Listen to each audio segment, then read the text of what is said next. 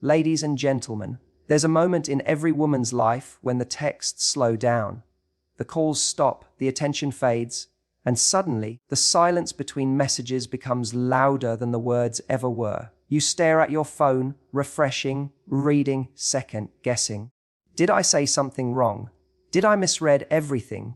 Is he just busy? But deep down, you already know. See, when a man goes silent, it feels like confusion to you, but to him, it's clarity. It's a conclusion wrapped in quiet. Because silence is not the absence of emotion, it's the announcement of a decision. We often think if someone disappears, it must mean they're confused. But I want you to hear me right now. People don't ghost what they're afraid to lose. When a man is truly invested, silence is not an option. He may be scared, yes. He may be uncertain, yes. But he won't go silent on something he can't afford to lose. Silence is his way of stepping away without admitting he's stepping away. It's the coward's closure. It's the soft exit from something he doesn't have the strength to end properly. The strength in silence is often misunderstood. People tend to associate strength with loudness, with confrontation, explanations, arguments, or dramatic exits. But there's a different kind of power, one that doesn't shout or slam doors. It's quiet, calm, and grounded. It's the kind of strength that shows up when a person chooses not to beg, not to chase, not to scream to be heard, but instead decides to walk away in silence, carrying their dignity with them. That silence isn't emptiness. It's full of emotion, full of everything she once wanted to say, but knew wasn't worth saying anymore. It holds the weight of every conversation she replayed in her head, every apology she hoped for, every unanswered question she finally stopped asking. It's not that she didn't have words, she had too many, but she realized that those words were falling on ears that didn't care to listen. So she chose silence, not because she was weak, but because she was done explaining herself to someone who had already decided not to understand her. There's something incredibly powerful about choosing not to engage in the same cycle again, about refusing to argue your worth or wait for closure that may never come. Silence, in this sense, becomes a boundary. It becomes a decision to stop giving your energy to what's not giving back. And it's hard, because silence often leaves room for misunderstandings. People may think she walked away coldly, that she didn't care. But what they'll never see is how much she cared before she chose to go quiet. When someone has poured their heart into something, stayed through the emotional ups and downs, forgiven without receiving real change, stayed loyal even in the face of emotional neglect, and then one day they simply stop reacting, that's not coldness. That's exhaustion. That's what happens when a person reaches the final edge of their emotional capacity and decides that peace is more valuable than trying to be understood. The strength in silence is also about self-trust. It says, I no longer need you to validate how I feel. It says, I can walk away without trying to convince you of what you lost. It says, I've had enough and I will no longer participate in my own pain. There's no revenge in that silence. There's no manipulation. It's just stillness, the kind that comes when someone finally takes their power back. And the impact of that silence is loud, louder than any words she could have said. Because when someone who always responded, who always reached out, who always tried, suddenly doesn't anymore, it echoes. That absence becomes a mirror. It forces the other person to sit with the space she left behind. And in that space, there are no distractions, no arguments, just the quiet realization that she's really gone. That's what makes silence so powerful. It's not just about withholding communication. It's about choosing self-respect over emotional chaos. It's about walking away without needing to announce it. It's about letting go without needing to be heard, because you finally hear yourself. And in that silence, there's a woman who has made peace with not being chosen, because she's finally chosen herself. She didn't leave because she stopped caring. She left because she started caring about herself more. That's something most people fail to understand when they watch a woman walk away from someone she once gave everything to. From the outside, it might look sudden, cold, detached. But what they don't see is the quiet battle she's been fighting for weeks, months, maybe even years. The battle between her heart and her boundaries. She cared. That's why she stayed so long. That's why she forgave the inconsistency, overlooked the broken promises, and tried again and again to make it work. It wasn't weakness, it was hope. Hope that love would be enough. That effort would be returned. That one day he would see the depth of her heart and finally meet her there. She believed in him. Believed in their connection.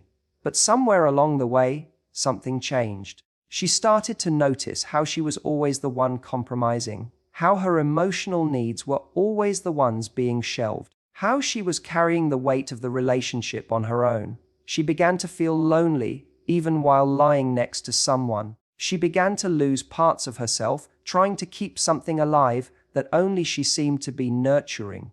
And slowly, the pain of staying began to outweigh the fear of leaving. Caring about someone doesn't mean you ignore the truth. It doesn't mean you abandon your own well-being. At some point, she had to ask herself, what is this love costing me? Because real love shouldn't come at the price of your peace, your confidence, your worth. And she realized she had been pouring into someone who wasn't pouring back. She was loving him deeply while forgetting how to love herself. So no, she didn't stop caring. In fact, walking away was one of the hardest things she's ever done. Because she cared. Because a piece of her heart still hoped he'd change, still hoped he'd fight for her. But waiting for that moment was draining the life out of her. So she did the bravest thing she could. She chose herself. And that shift from needing someone to choosing yourself, that's where transformation happens. That's where healing begins. It's not a rejection of love. It's an act of self-respect. She realized that caring for someone doesn't mean sacrificing her own happiness. That staying in a relationship that keeps her stuck isn't strength, it's survival. And she was tired of surviving. She wanted to live again, to feel again, to breathe without tension sitting in her chest. People may say she gave up, but what she really did was grow up. She grew into someone who knew that love is not about staying no matter what. It's about staying when it's right, when it's mutual, when it's healthy. Anything less is self-betrayal disguised as loyalty. So she walked away, not because her heart turned cold, but because it finally woke up. She stopped waiting for him to value her and started valuing herself. She stopped hoping he would choose her and started choosing herself. And maybe one day he'll realize what he lost. Maybe one day he'll understand that she didn't leave because she stopped loving him. She left because she finally remembered how to love herself. True power isn't in making someone stay. It's in knowing when to walk away. For so long, we're taught to associate strength with persistence, with holding on, with doing whatever it takes to make a relationship work. And while effort and loyalty are beautiful things, they can easily become chains when they're one-sided. Love isn't about convincing someone to choose you. It's about choosing yourself when they don't. There's a quiet kind of power in walking away, especially when your heart still wants to stay. When you still care, still remember the good moments, still have hope buried somewhere deep inside you. That's what makes it hard. But that's also what makes it powerful, because walking away when it's easy isn't strength.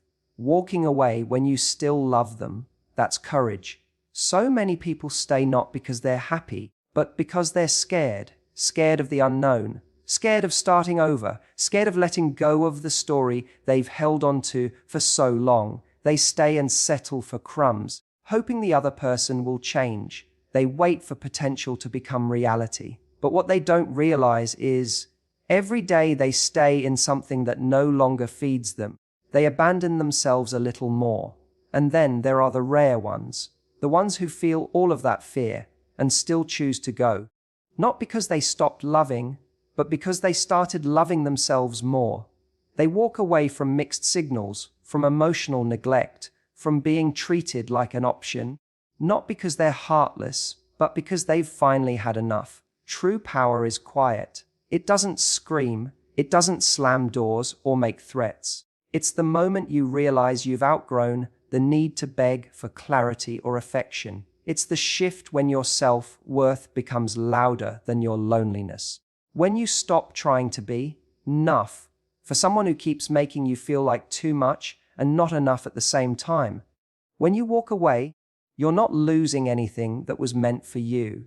You're letting go of someone who couldn't or wouldn't meet you where you are.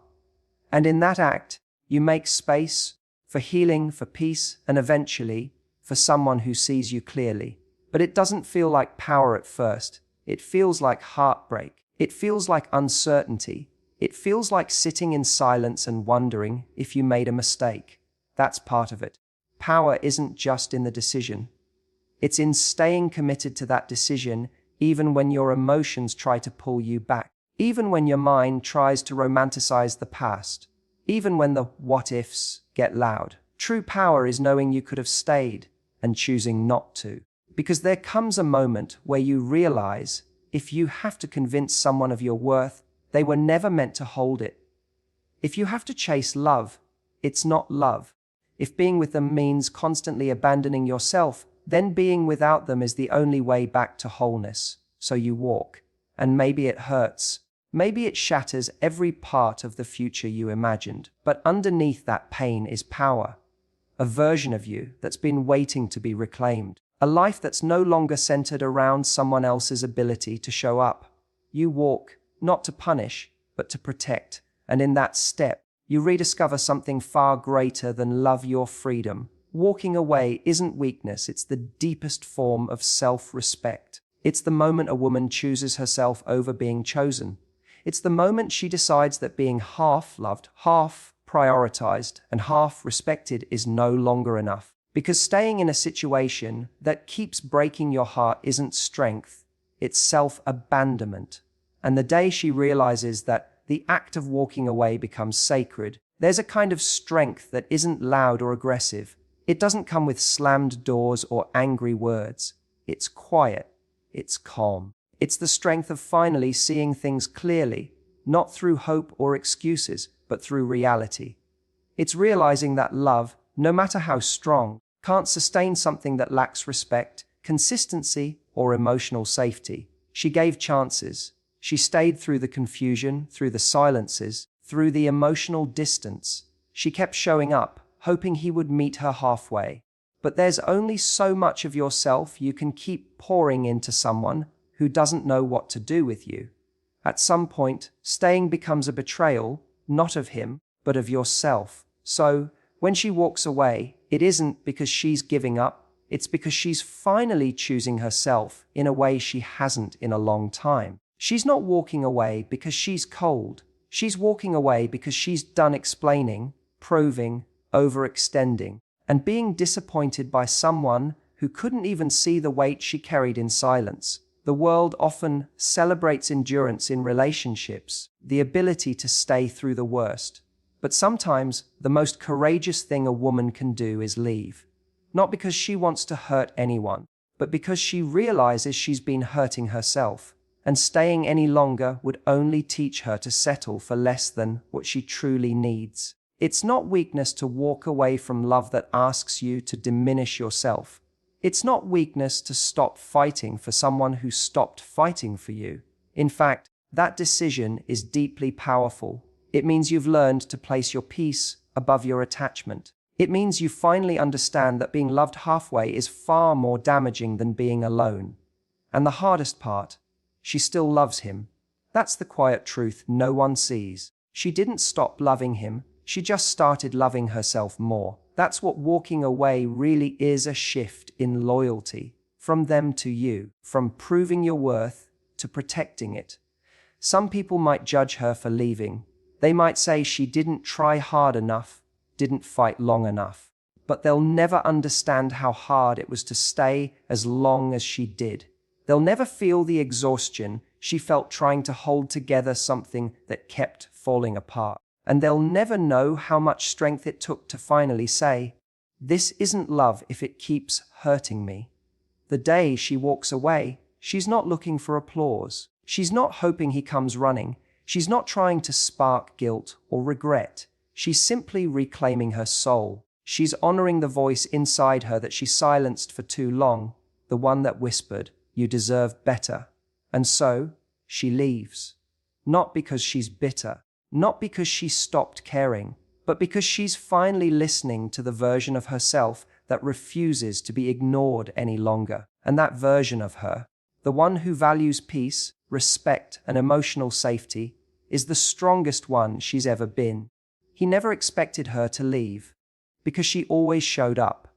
She was the one who stayed when others would have walked away. The one who forgave what hurt, tolerated what drained, and gave more chances than most would ever consider fair. She was constant, reliable, emotionally available, even when she was running on empty. She believed in the connection, even when it started to crack. She believed in him, even when he didn't show up the way she needed him to. And because of that, he started believing she would always be there. He thought her heart was a safety net, that no matter how distant he became, no matter how inconsistent, cold, or unavailable he was, she'd be waiting. He confused her love with weakness, mistook her willingness to stay as a lack of boundaries. He assumed that just because she had stayed through the storms, she would never walk away, that she would always keep trying, that she would always be the one to fix things. But what he never realized is that her presence was never owed. It was a gift, and gifts can stop being given. Every time she showed up after being let down, it cost her something, a little more energy, a little more faith, a little more of her self-respect. She wasn't just waiting, she was investing. She was carrying the emotional weight of two people, carrying the conversations, the connection, the healing. And over time, the emotional debt grew. And one day, without drama or warning, she finally understood something. Staying any longer would mean betraying herself. So she stopped showing up, not out of spite, not to punish him, but because she realized that